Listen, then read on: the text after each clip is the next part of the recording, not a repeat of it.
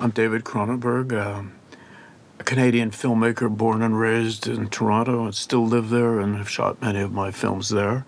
And in Toronto, I always felt that I was halfway between Hollywood and Europe in terms of films. And when I started to make movies myself, I think that's where I found myself, between those two poles. So one very particular and interesting film for me was this film, Federico Fellini's La Strada. And the reason that it had a special meaning for me was that in Toronto, we're talking about the 1940s, 1950s, every Saturday there would be like a swarm of lemmings. There were children who would come to a particular cinema called the Pylon. And one day I came out of that cinema having seen the traditional kind of what for us were kids' movies. And across the street from the Pylon was a new theater, a very small one called the Studio. And it only showed Italian films in Italian. There were people coming out of a screening that had happened at the Studio, and it was adults only, no children. And they were coming out onto the street and they were weeping, men and women, sobbing, crying across the street to see what the film was that had that effect on these people. And it was La Strada. And so, of course, many years later, I saw La Strada, and then I was crying on the street myself.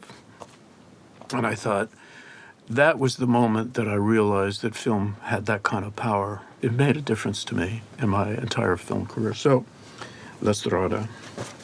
English films were a big influence too, and they had their own particular tone. They were very theatrical in some ways, but they had a really special power. And one in particular for me was this one.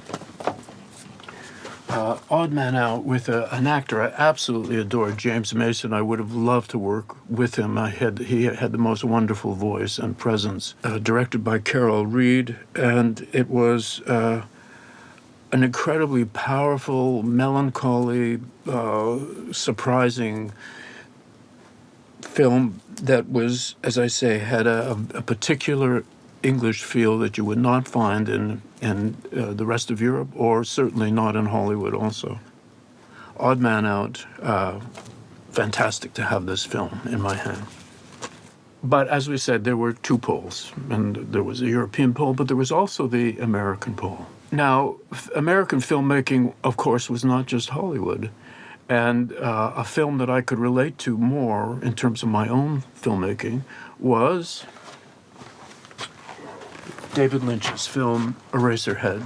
Very American, and saying some really interesting kind of sublime things about American culture and the American ethos and zeitgeist that you wouldn't see in a Hollywood film, but you also wouldn't see in a European film. This is a really special film that had a big impact on me. I can't say that it was an influence because I'd already been making films by this time, but it was significant for me.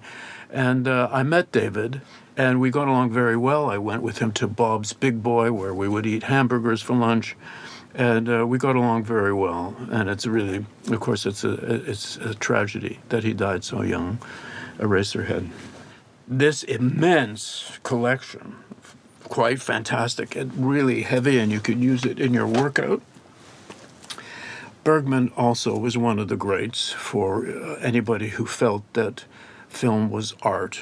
And in particular, Hour of the Wolf, the very, very dark, depressing film, which was great, had a special meaning for me because when I was making my film The Fly, there was a moment when the Jeff Goldblum character, who is now sort of fused with the Fly DNA and has strange physical capabilities, could climb up onto a wall and hang from a ceiling. And I remembered that Bergman had done that in Hour of the Wolf, a scene with a man who is experiencing such anguish that his anguish allows him to walk up a wall and onto a ceiling. And I was wondering, how did he do that physically? Because now I was going to do the same thing in a science fiction movie with quite a different tone. And so I watched Hour of the Wolf again. And so I felt a kinship with Bergman. And I think John Landis told me when he went to Bergman's house on his island, his special Swedish island, that amongst his collection of DVDs, there was a DVD of The Fly. So I thought, okay, Bergman and I, we are blood brothers, we are connected. So this huge, immense collection will go into this quite small bag. Okay, I'm set, ready to make my next movie.